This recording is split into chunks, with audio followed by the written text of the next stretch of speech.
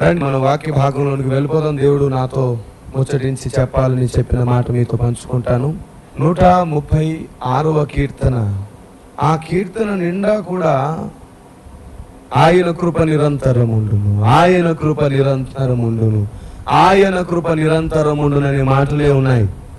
ఆ కీర్తన మొత్తంలో ఆయన అలాగూ చేశాడు, ఇలాగూ చేశాడు, ఆయన ఆకాశాన్ని సృష్టించాడు, ఆయన కృప నిరంతరం ఉండాలి, ఆయన ఇశ్రాయేలుని కాపాడాడు, ఆయన కృప నిరంతరం ఉండాలి, ఆయన కృప నిరంతరం ఉండాలి, నిరంతరం ఉండాలి, నిరంతరం ఉండాలి అంటాడు. గత కాలం అంతటిలో దేవుని కృప మన ఎడల ఉందో లేదో ఒకసారి మనల్ని మనం పరిశీలించుకుందాం. ఎక్కడెక్కడ ఆయన కృప మనల్ని ఆదరించింది, ఎక్కడెక్కడ ఆయన కృప మనల్ని తట్టి లేపింది, మనం గత కాలాన్ని ఒకసారి చూడాలి. దేవుడు మన కొరకు చేసిన గతకాలపు మేలులను ధ్యానం చేయాలి. 1 సమూయేలు గ్రంథము 12వ అధ్యాయం 24వ మాట. ఆయన మీ కొరకు ఎన్ని గొప్ప కార్యములు చేసెనో అది మీరు తలంచుకొని మీరు యెహోవా యందు భయభక్తులు కలిగి నిష్కపటులై పూర్ణ హృదయముతో ఆయనను సేవించుట ఆవశ్యకము. పూర్ణ హృదయముతో ఆయనను సేవించుట ఆవశ్యకము. దేవునికి మహిమ కలుగును గాక. ఆమేన్. 1 సమూయేలు గ్రంథం 12వ అధ్యాయం 24వ వచనములో సమూయేలు ప్రవక్త గలమెత్తి మాట్లాడుతున్నాడు. చాలా స్పష్టంగా చెబుతున్నాడు, ఆయన మీ కొరకు ఎన్ని గొప్ప కార్యములు చేసెనో అది మీరు తలంచుకొని మీరు యెహోవా యందు భయభక్తులు కలిగి నిష్కపటులై పూర్ణ హృదయముతో ఆయనను సేవించుట ఆవశ్యకం. సేవించుడి అనే మాట చెప్పట్లేదు. అసలు మీరు సేవించాలంటే ఏం చేయాలో చెబుతున్నాడు. Praise the lord. ప్రవక్త మాట్లాడుతూ అంటున్నాడు, గత కాలమందు దేవుడు మీకు చేసిన గొప్ప కార్యములు, మామూలు కార్యములు కాదు, ఎలాంటి కార్యములు, గొప్ప కార్యములు తలంచుకోవడం ద్వారా మీరు భయము భక్తి గలవారుగా ఉంటారు, దేవునికి కృతజ్ఞతాస్తుతులు చెల్లిస్తారు. ఇది ఆవశ్యకం అంటారు. ఈరోజు మనం దేవుని యందు భయము భక్తి కలిగి దేవునికి కృతజ్ఞతాస్తుతులు చెల్లించి పూర్ణ హృదయముతో ఆయన్ని స్మరించి స్తుతించాలి అంటే ప్రతి వ్యక్తి ఇప్పుడు చేయవలసిన పని ఏంటంటే గత కాలంలో దేవుడు చేసిన గొప్ప కార్యములు, మన ఎడల దేవుడు చేసిన గొప్ప కార్యములు ఇప్పుడు మనం జ్ఞాపకం చేసుకోవాలి. ఇది ప్రవక్త చెబుతున్న మాట. Praise the lord. ఎందుకు జ్ఞాపకం చేసుకోవాలి అంటే అది జ్ఞాపకం చేసుకుంటే తప్ప మనం ఆయన్ని పూర్ణ హృదయంతో స్తుతించలేమంట. కొందరు ఎప్పుడు జ్ఞాపకం చేసుకోండి బాబు అంటే వాళ్ళు ఎప్పుడు ఫెయిల్యూర్స్ని జ్ఞాపకం చేసుకుంటుంటారు. గతకాలంలో ఇలా జరిగింది, గతకాలంలో అలా జరిగింది, అయ్యో ఇలా జరగకపోతే ఇలా జరిగిపోతే బాగుండేది అని. కానీ ఇక్కడ రాయబడింది ఫెయిల్యూర్స్ని జ్ఞాపకం చేసుకోమని కాదు. దేన్ని జ్ఞాపకం చేసుకోమని రాయబడింది? దేవుడు చేసిన గొప్ప కార్యములు. అంటే అర్థం ఏంటి? ఫెయిల్యూర్స్ని ఏం చేయమని? జ్ఞాపకము చేసుకోవద్దు. అది ఆల్రెడీ అనుభవంలోనికి వచ్చేసింది. అనుభవంలోనికి వచ్చేసిన దాన్ని జ్ఞాపకం చేసుకోవాల్సిన పని లేదు. అది నీకు పాఠం నేర్పించేసింది కాబట్టి నీ జీవితంలో అదొక అనుభవంగా నిన్ను నడుపుతుంది కాబట్టి దాన్ని జ్ఞాపకం చేసుకోవద్దు. ఇప్పుడు ఎవరికైనా సరే డ్రైవింగ్ వచ్చింది అనుకోండి, కీ ఇచ్చి కారు ఎక్కేటప్పుడు బాబు ఒకసారి డ్రైవింగ్ అంతా జ్ఞాపకం చేసుకో అని చెప్తే కదా, బండి ఇచ్చేవనుకోండి, బాబు బండి నడుపుతున్నావు ఒకసారి బండి డ్రైవింగ్ అంతా ఒకసారి జ్ఞాపకం చేసుకుని అప్పుడు ఎక్కువ అంటే ఏం జ్ఞాపకం చేసుకుంటాడు చెప్పండి? ఎట్లా జ్ఞాపకం చేసుకుంటాడు? అది అనుభవంలోనికి వచ్చేసింది. దాన్ని జ్ఞాపకం చేసుకోవడము కుదరదు, దాన్ని పాటించాలి. Praise the lord. దాన్ని క్రియలుగా మరల్చాలి. అందుకే గాయములు గేయాలు అవుతాయంట, గేయాలు భక్తిని చాటుతాయంట. Praise the lord. కాబట్టి చేదు అనుభవం అంతా కూడా మనకు జీవితాన్ని ఇచ్చింది. అందుకని దేవునికి మహిమ కలుగును కాక. ఆ సమస్యలు కలిగినందుకు, ఇబ్బందులు కలిగినందుకు, రోగాలు కలిగినందుకు, ఏమండి, ప్రతి ఉపద్రవమును బట్టి దేవునికి మహిమ కలుగును కాక. అసలు కృతజ్ఞత అనే మాటకు అర్థం ఏంటంటే, కృత అంటే పని, కార్యము అంటే ఇంకా మంచిగా అర్థమవుతుంది. కృత అంటే అర్థం ఏంటి? పని. జ్ఞత అంటే అర్థం ఏంటి తెలుసా? జ్ఞాపకము చేసుకోవడం. Praise the lord. కార్యాన్ని జ్ఞాపకము చేసుకోవడం. కృతజ్ఞత అంటే ఇప్పుడు చెప్పండి, కృతజ్ఞత అంటే ఏంటి? కృత అంటేనేమో కార్యము కదా, కర్త, దాంట్లోంచే కృత అనేది వచ్చింది. కృత అంటే అర్థం ఏంటి? కార్యము. జ్ఞత అంటే అర్థం ఏంటి? జ్ఞాపకము చేసుకోవడం, స్మరించడం అని అర్థం. ఇప్పుడు చెప్పండి, దేవునికి కృతజ్ఞతలు చెప్పుడి అంటే అర్థం ఏంటి? దేవుని కార్యములు జ్ఞాపకము చేసుకోవడం. Praise the lord, hallelujah. Right, ఇప్పుడు ఇంకో ప్రశ్న రెడీగా ఉంది. ఇప్పుడు దేవునికి కృతజ్ఞతలు చెల్లించుడి అన్నాడు. చెల్లించుడి అంటే అర్థం ఏంటి? మనం చేయడం. కానీ ఇప్పుడు మనం చెప్పుకున్న అర్థం ఏంటి? కార్యములు జ్ఞాపకం. మనం జ్ఞాపకం చేసుకుంటే చెల్లించడం ఎలా అవుతుంది? ఇది ప్రశ్న. మన జ్ఞాపకం చేసుకుంటే ఆయనకు చెల్లించడం ఎలా అవుతుంది అంటే భక్తుడు అదే చెబుతున్నాడు. ఆయన చేసిన గొప్ప కార్యములను మనం ఒకవేళ జ్ఞాపకం చేసుకుంటేనంట ఏం చేస్తామంట తెలుసా? ఇప్పుడు చూడండి, మీకు అవసరం అర్థమైంది. చూడండి, ఆయన మీ కొరకు ఎన్ని గొప్ప కార్యములు చేసేనో అది మీరు తలంచుకొని, ఏం చేసుకొని అంటే జ్ఞాపకం చేసుకొని, తలంచుకొని మీరు యెహోవా యందు భయభక్తులు కలిగి, ఏంటంట? తలంచుకోగానే మొట్టమొదటిగా మనకు కలిగేది ఏంటో తెలుసా? ఆయన యందు మనకు భయము భక్తి కలుగుతుంది. అసలు ఏమాత్రము యోగ్యత లేని నా జీవితంలో ఇలాంటి కార్యములు చేశాడు నా దేవుడు అని తలంచుకోగానే ఫస్ట్ ఆయన పట్ల ఏం కలుగుతుంది? భయము భక్తి కలుగుతుంది. అందుకే అక్కడ రాయబడింది చూడండి, మీరు యెహోవా యందు భయభక్తులు కలిగి నిష్కపటులై, దేవుడు చేసిన కార్యములు తలంచుకోవడం ద్వారా నిష్కపటులై, తర్వాతనంట పూర్ణ హృదయముతో ఆయనను సేవించుట ఆవశ్యకము. హల్లెలూయా. ఆయన చేసిన కార్యములు తలంచినప్పుడు హృదయములో కృతజ్ఞత అనే భావం ఏర్పడుతుంది. ఆ భావం ఏర్పడి ఊరుకోదు. ఏం చేస్తుందో తెలుసా? ఆ కృతజ్ఞత అనే భావం ఆయన పట్ల గౌరవమును, భయమును, ప్రేమను పుట్టిస్తూ మనలో ఉన్నటువంటి వ్యక్తిత్వాన్ని సవరిస్తూ ఆయన కొరకే బ్రతకాలనే తపన పుట్టిస్తుంది. నోటిని, హృదయాన్ని ఇక మౌనంగా ఉండనివ్వలేము ఆయనకు. దేవా, నువ్వు చేసిన మేలిది, నువ్వు ఇంత గొప్పవాడవు, నువ్వు ఇలాంటి గనుడవు అని చెప్పి సాతాను చెవులు పగిలిపోయేటట్లు నీ గలమెత్తుతావు. అప్పుడు దేవునికి స్తోత్రం కలుగును గాక. ఒకరోజు శిష్యులు గలమెత్తి క్రీస్తు వెంబట వెళ్తూ వెళ్తూ బిగ్గరగా స్తోత్రగానాలు చేస్తూ అరుస్తున్నారు కదా. అరుస్తున్నప్పుడు శాస్త్రులు ఏం చేశారు? శాస్త్రులు పరిచయలు వచ్చి, అయ్యా నీ శిష్యులని మౌనంగా ఉండమను. అప్పుడు ఆయన ఓ మాట అంటాడు, వీరు మౌనంగా ఉంటే రాళ్ళు స్తుతిస్తాయి అని అంటాడు. ఇప్పుడు స్తుతి అనేది కూడా కృతజ్ఞతను బట్టే కలుగుతుంది కదా. రాళ్ళకి ఏం కృతజ్ఞత? పక్షులకు, జంతువులకు, వీటన్నిటికీ ఏంటండి కృతజ్ఞత? రాళ్ళు కూడా దేవునికి స్తోత్రం చేస్తాయా? ఈ సృష్టి కూడా దేవుని స్తుతిస్తుందా? పక్షులన్నీ కూడా దేవుని గణపరిచి స్తోత్ర గానాలు చేస్తాయా? ఏం లాభం? వారికి దేవుడు చేసిన గొప్ప కార్యాలు ఏమున్నాయి? భార్యని ఇచ్చాడా? పిల్లల్ని ఇచ్చాడా? ఏమిచ్చాడు? కార్లు ఇచ్చాడా? బంగ్లాలు ఇచ్చాడా? జ్ఞానం ఇచ్చాడా? దేవుణ్ణి అర్థం చేసుకునే శక్తి ఇచ్చాడా? ఏమీ ఇవ్వలా. అవన్నీ మనుషులకి ఇస్తున్నాడు. అంతకంటే ముందు రాళ్ళు స్తుతిస్తాయి అన్నాడు కదా. ఈ రాళ్లకు దేవుడు చేసిన కృతజ్ఞత ఏంటి? సృష్టికి దేవుడు చేసిన కృతజ్ఞత ఏంటి? పక్షులకు దేవుడు చేసిన కృతజ్ఞత ఏంటి? దేవుడు చేసిన గొప్ప కార్యాలు ఏంటి? వాళ్ళు ఆ కార్యాలను జ్ఞాపకం చేసుకోవడానికి. అంటే 136వ కీర్తనలో మనం చదువుకున్నాం కదా, ఆయన కృప నిరంతరం ఉండును, నిరంతరం ఉండును అని.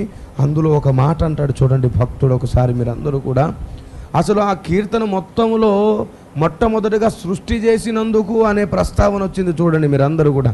136వ కీర్తన 5వ వచనము, తన జ్ఞానము చేత ఆయన ఆకాశమును కలగజేసెను, ఆయన కృప నిరంతరముండును. ఆయన భూమిని నీళ్ళ మీద పరిచినవాడు, ఆయన కృప నిరంతరముండును. ఆయన గొప్ప జ్యోతులను నిర్మించినవాడు, ఆయన కృప నిరంతరముండును అని చెప్పి ఇంకేమన్నాడు? పగటి నేలుటకు ఆయన సూర్యుని చేసెను, ఆయన కృప నిరంతరముండును.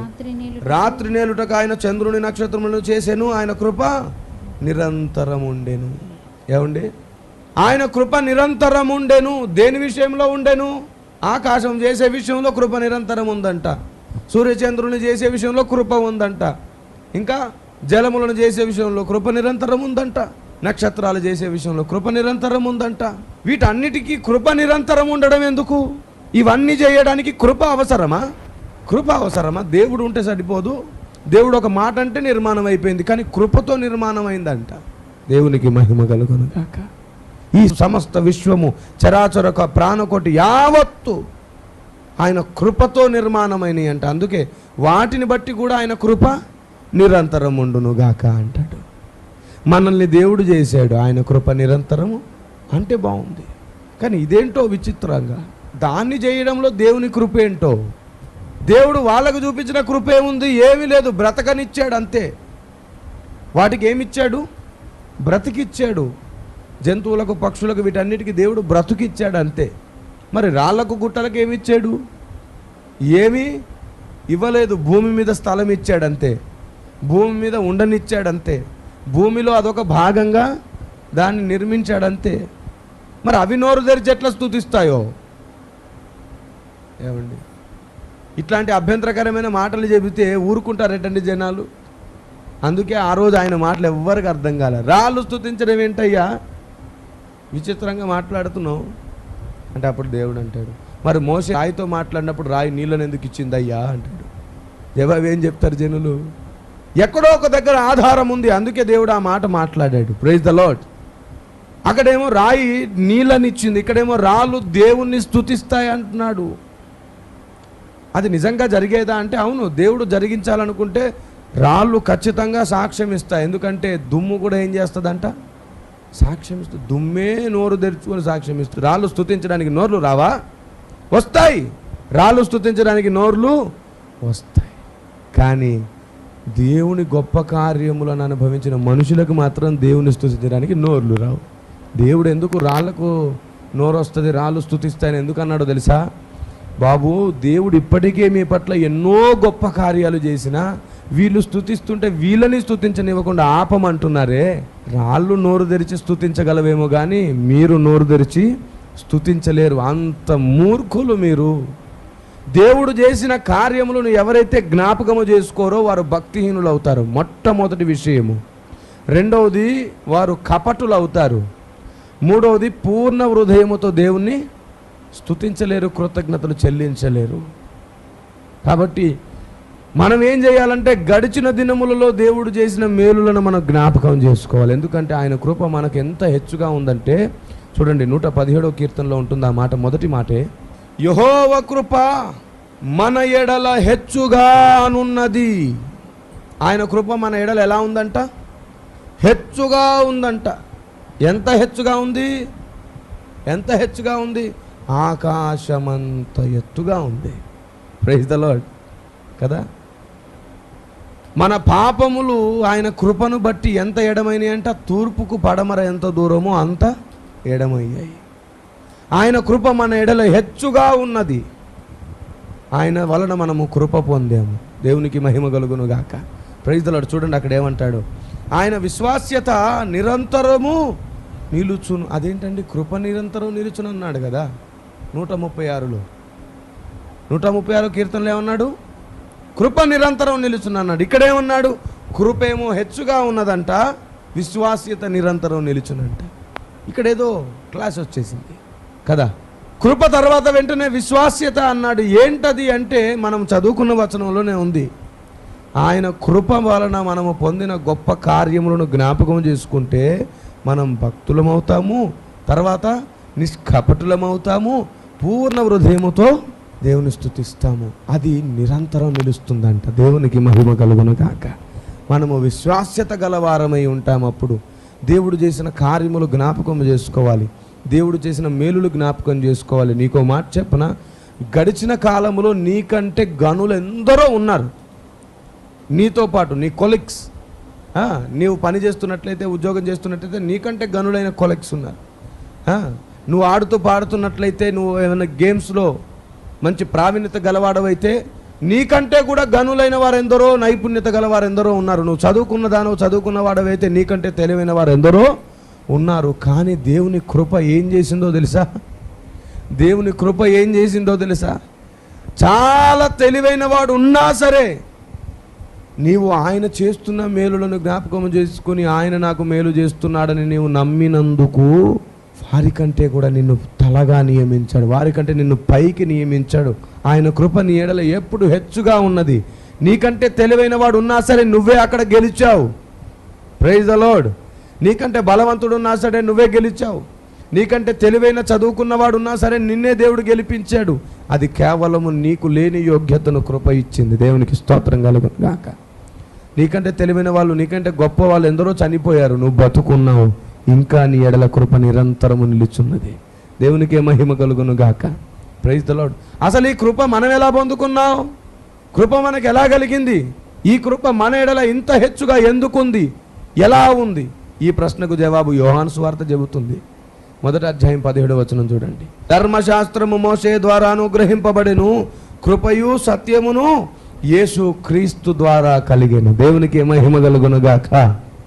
యోగ్యత లేని మనకు యోగ్యత, బ్రతుకు లేని మనకు బ్రతుకు, ఉండలేని జీవితానికి ఉండడానికి స్థిరత్వము కృప వలన కలిగింది. ఈ కృప వలన విశ్వము కలిగింది. ఈ కృప వలన ప్రపంచములు కలిగాయి. కృప వలన ఐగుప్తు నుండి ఇశ్రాయేలులు విడిపించబడ్డారు. కృప వలనే సమస్తము కలుగుతుంది. అయితే ఈ కృప ఎవరి వలన కలిగింది? ఈ కృప మనకు క్రీస్తు యేసు వలన కలిగింది. దేవునికి మహిమ కలుగును గాక. చూడండి ఒకసారి. ధర్మశాస్త్రము మోసే ద్వారా అనుగ్రహింపబడెను, కృపయు సత్యమును యేసు క్రీస్తు ద్వారా కలిగెను. దేవునికి మహిమ కలుగును గాక. రోమపత్రిక 3:26లో క్రీస్తు యేసు రక్తమందలి విశ్వాసము ద్వారా ఆయనను కరుణాధారముగా బయలుపరచెను. కరుణాపీఠమన్నా కృపాసనమన్నా ఒకటే అని చెప్పాను.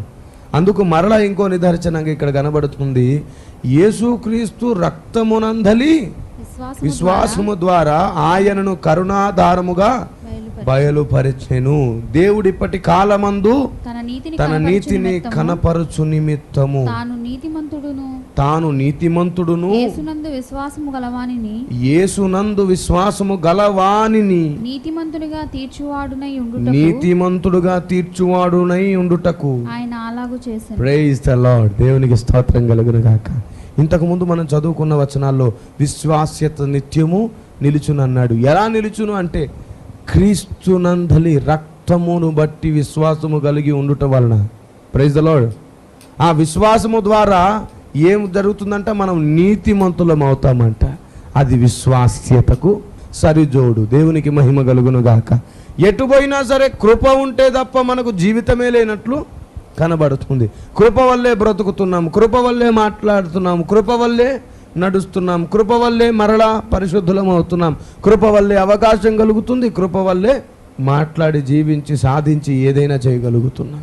కృప లేకపోతే ఏమీ చేయలేం కదా. ఎంత చక్కగా రాయబడింది ఇదే మాట. కొలస్సీ పత్రికలోకి వస్తే కృపను బట్టి ఏం చేయాలో ఉంటుంది. ఇప్పటివరకు కృప ఎలా కలిగిందో తెలుసుకున్నాం. అసలు ఆ కృపను బట్టి మనం ఏం చేయాలి చూడండి. కొలస్సీ 3:17లో ఉంటుంది. మరియు మాట చేత గాని క్రియ చేత గాని మీరు ఏమి చేసినను ప్రభు అయిన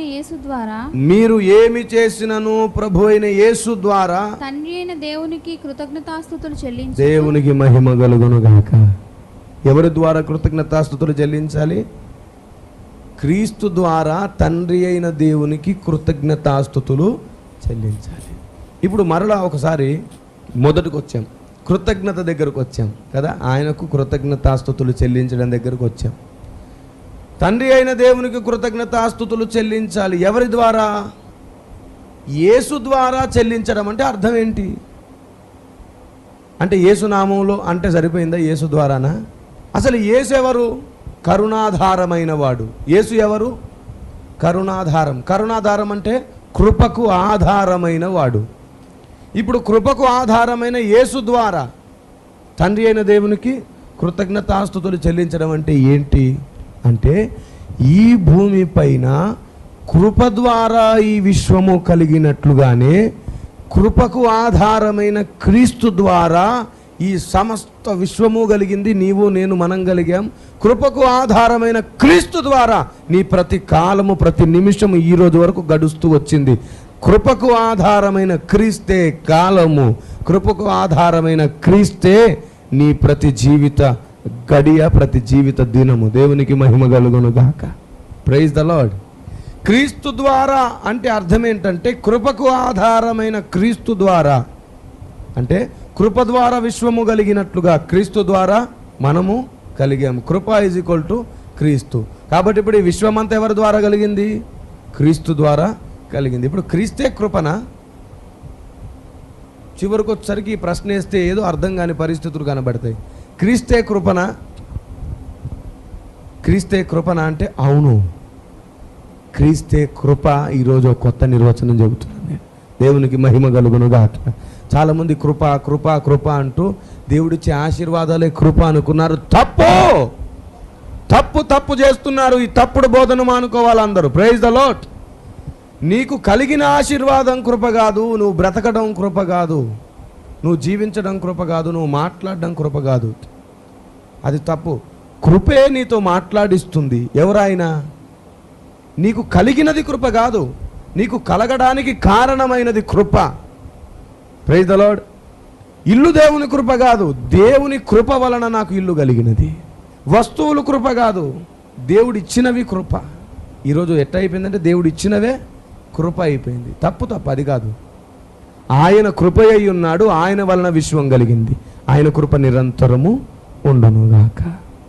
కృప అంటే జాలిపడ్డం అనుకుంటారు, కృప అంటే సహాయపడ్డం అనుకుంటారు. ఇప్పుడు మీకు మాట చెప్పున, స్థితిగతులు పరిస్థితులు కృప కాదు.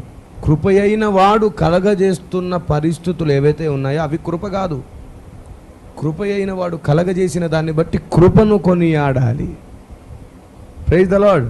ఇప్పుడు ఏమవుతుందంటే, ఇది నీవు ఇచ్చావు, ఇది నీ కృప, నీ కృప అనడం స్తుతించడం కాదు, ఆ కృప ఏంటో చెప్పడమే కృతజ్ఞత, స్తుతి, ఆరాధన. దేవునికి మహిమ కలుగును గాక.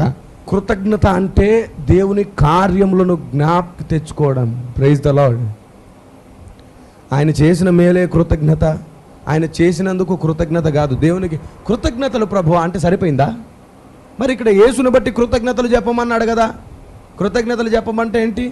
నీ కృపే ఇదంతా నాకు ఇచ్చాను అంటే సరిపోదు. అసలు ఆ కృప ఏంటో, అది ఎందుకు ఇచ్చాడో, ఏ కారణంతో ఆ కృప నీకు అనుమతించాడో, అనుమతించడానికి ఆ కృప ఏ లక్షణముతో నిన్ను చూశాడో, ఏ లక్షణం నీలో కలిగితే ఇవ్వాలనుకున్నాడో, ఏ ఆలోచన నీలో కలిగితే ఇవ్వాలనుకున్నాడో, అసలు కృపలో ఏం జరిగింది? అందుకంటే నీ కృపలో నన్ను జ్ఞాపకం చేసుకో అంటాడు. అంటే కృపలో జ్ఞాపకం చేసుకోవడం అంటే కృపలో కాలం ఉంది. ఇప్పుడు వచ్చాం ఇంకొంచెం లోపటికి. నీ కృప అంటే వేరు సంగతి. కృపలో కాలం ఉంటుంది, కృపలో దేవుడు జ్ఞాపకం చేసుకుంటాడు, కృపను బట్టి దేవుడు పని చేస్తాడు. అసలు కృప ఏంటి? యేసు ప్రభు. అంటే ఇప్పుడు తండ్రి ఎవరిని బట్టి మనకి ఇవన్నీ ఇస్తున్నాడు? యేసు ఇస్తున్నాడా, తండ్రి ఇస్తున్నాడా? మీరు నా పేరట ఏమి అడిగినను తండ్రి మీకు అవన్నీ అనుగ్రహించు. ఇప్పుడు చెప్పండి, యేసు ఇస్తాడా, తండ్రి ఇస్తాడా? తండ్రి యేసు ద్వారా ఇస్తాడు. అందుకు ఎవరికి కృతజ్ఞత చెప్పాలి? యేసుకా, తండ్రికా? ఎవరిని బట్టి చెప్పాలి? క్రీస్తు ద్వారా తండ్రికి చెప్పాలి. ఇప్పుడు కృప అంటే ఎవరు? క్రీస్తు. ఇప్పుడు కృపను బట్టి అంటే ఎవరిని ధ్యానించాలి? క్రీస్తు. ఇప్పుడు క్రీస్తు చేసిన మేలు తలంచుకోవాలి. మరలా మొదటికి వచ్చింది కథ. దేవుడు చేసిన గొప్ప కార్యములు తలంచుకోవడమే కృపను తలంచుకోవడం. తప్పులు కొడదాం ఇప్పుడు. ఎందుకు సార్, అర్థమైందా ఏమి? నువ్వు చెప్పింది ఎటు అర్థం కాల. నువ్వు చెప్పిన ఏదో మూలను మేమున్నావు, నువ్వు ఎక్కడో ఉన్నావు. ఇట్లా చూపిస్తే మాకేం అర్థం అవుతుంది? నాకు అర్థమైన వేలో మీకు చెబితే మీకు అర్థం కాలేదు కదా. మీకు అర్థమైన వేలోకి ఇప్పుడు వస్తున్నాను, వినండి. Praise the lord. కృపకి 2 లక్షణాలు ఉన్నాయి. ఒకటి, కృప అంటే వస్తువు కాదు, కృప అంటే గొప్ప కార్యాలు కాదు. కృప అంటే ఒక వ్యక్తి, మొదటిది. రెండవది, కృప అంటే కాలము. అవునా? అందుకే ఆయన కృపా మహదైశ్వర్యమును అన్నాడు. ఏ ఐశ్వర్యమునంట? ఆయన కృపా మహదైశ్వర్యమును మనకిస్తానన్నాడు కదా. ఈ కృపా మహదైశ్వర్యం ఎవరు? మరలా క్రీస్తే కదా. క్రీస్తే నా ఐశ్వర్యము, క్రీస్తే నా సర్వస్వము అంటారు. కృప మహదైశ్వర్యం ఎవరు? క్రీస్తు. Praise the lord. ఇప్పుడు క్రీస్తును బట్టి తండ్రి మనకేం చేస్తున్నాడు? అన్నీ ఇస్తున్నాడు. ఇప్పుడు మనం అంతకుముందు ఏం పాట పాడాం? కృపను బట్టి నాకు ఇవన్నీ ఇచ్చావు, నీ కృప నీ కృప నీ కృప అన్నాం. అంటే ఎవరికి పాట పాడుతున్నాం అన్నమాట? మనం తండ్రికి పాట పాడుతున్నాం, తండ్రికి చెబుతున్నాం, తండ్రి ఈ కృపను నీవు నా ఎడల విస్తరింపజేసావు. కృప అనగానే మనకు క్రీస్తు గుర్తుకు రావాలి. అందుకే రోమాపత్రిక 3వ అధ్యాయములో చాలా స్పష్టంగా ఈ మాట రాయబడింది. రోమాపత్రిక 3వ అధ్యాయములో చూడండి ఒకసారి, 26వ వచనం. క్రీస్తు యేసు రక్తమునందలి విశ్వాసము ద్వారా ఆయనను కరుణాధారముగా బయలుపరిచెను అంట. చూసారా, కృప అంటే ఆయన శిలువ యజ్ఞము. కృప అనగానే మనకు గుర్తుకు రావాల్సింది క్రీస్తు శిలువ యజ్ఞము.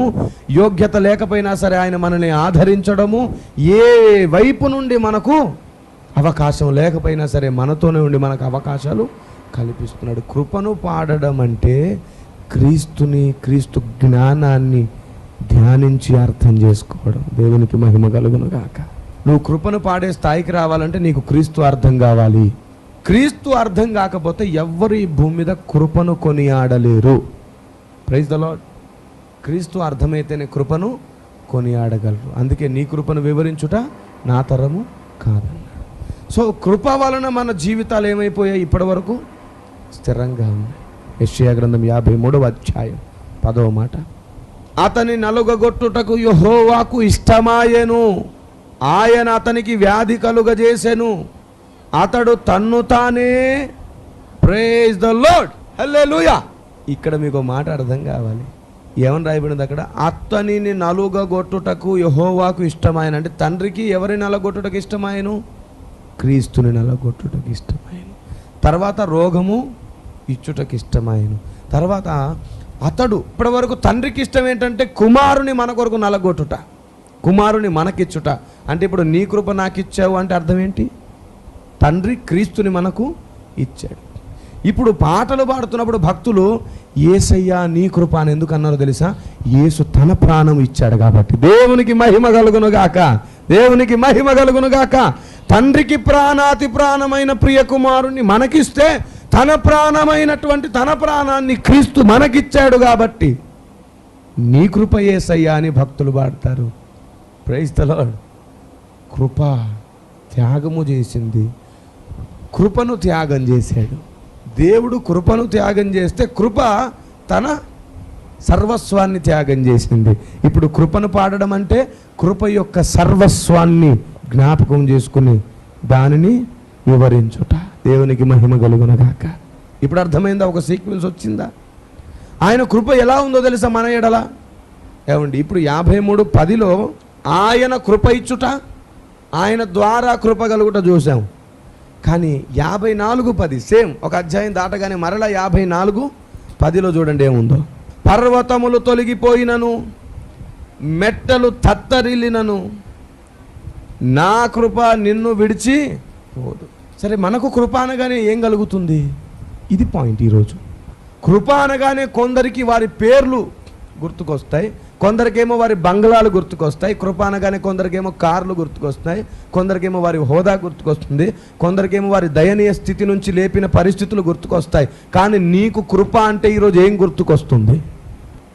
136వ కీర్తనలో భక్తునికి మాత్రం కృప అంటే సృష్టి ప్రారంభం మొదలుకొని సృష్టి అంతం వరకున్న దేవుని ప్రణాళిక గుర్తుకొస్తుంది. దేవునికి మహిమ కలుగును గాక. దేవుని ఉద్దేశాలు గుర్తుకొస్తున్నాయి. కృప అంటే దేవుని ఘన కార్యాలు గుర్తుకొస్తున్నాయి. దాంతోపాటు దేవుడే గుర్తుకొస్తున్నాడు. కృపను పాడడం అంటే క్రీస్తును పాడడమే. కృపను బట్టి కదా, నీ కృపను బట్టి నీకు కృతజ్ఞతలు అంటే క్రీస్తును బట్టి తండ్రికి కృతజ్ఞతలు. సరే, ఈ కృప ఎలా ఉందంట మన ఎడల?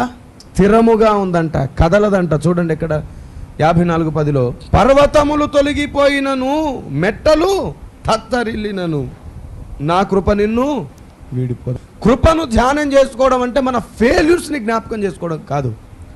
ఫెయిల్యూర్స్ నుంచి మనల్ని లేపిన దేవుని గుణగణములను జ్ఞాపకం చేసుకోవడం, ఆయన గొప్పతనమును తలంచుకోవడం, ఆయన మన జీవితంలో చేస్తున్న పనిని బట్టి ఆయన సామర్థ్యతను అప్పుడేమవుద్దు తెలుసా?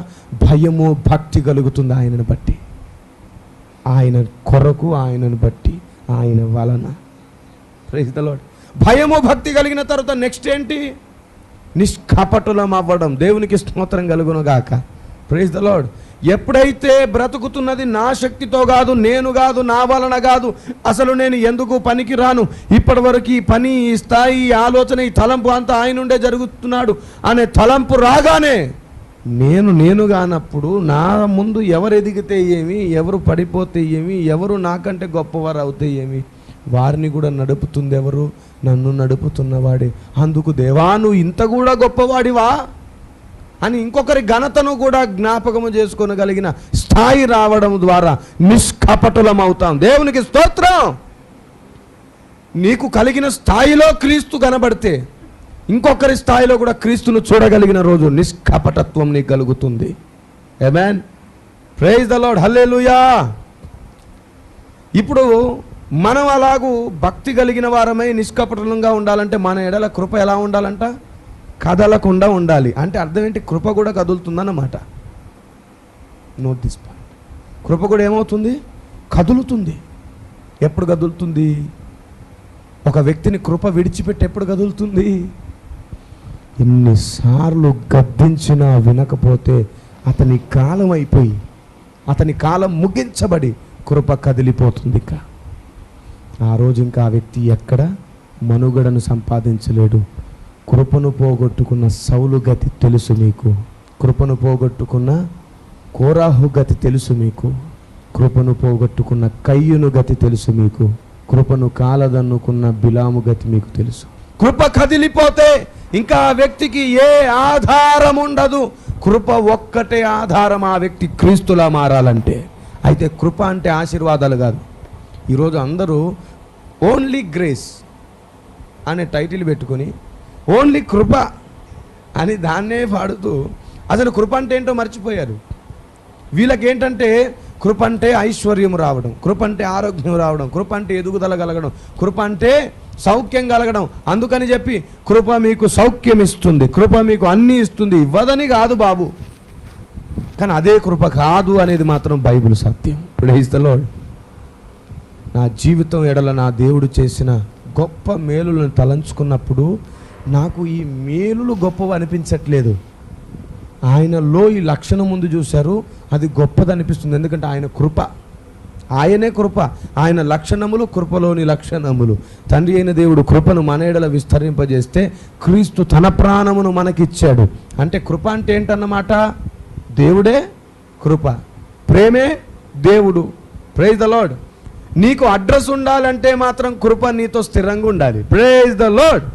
నీ జీవితానికి అడ్రస్ మనుషులు కాకూడదు, మనుషుల మెప్పు కాకూడదు, మనుషుల ఆలోచన, మనుషుల సహాయం కాకూడదు. నీ జీవితం ఈ స్థాయిలో నిలబడింది, దానికి ఒకే ఒక్క కారణం నజరేయుడైన యేసు వ్యక్తిత్వం, దేవుని మనసు, ఆయన త్యాగము, అదే కృప. Praise the lord.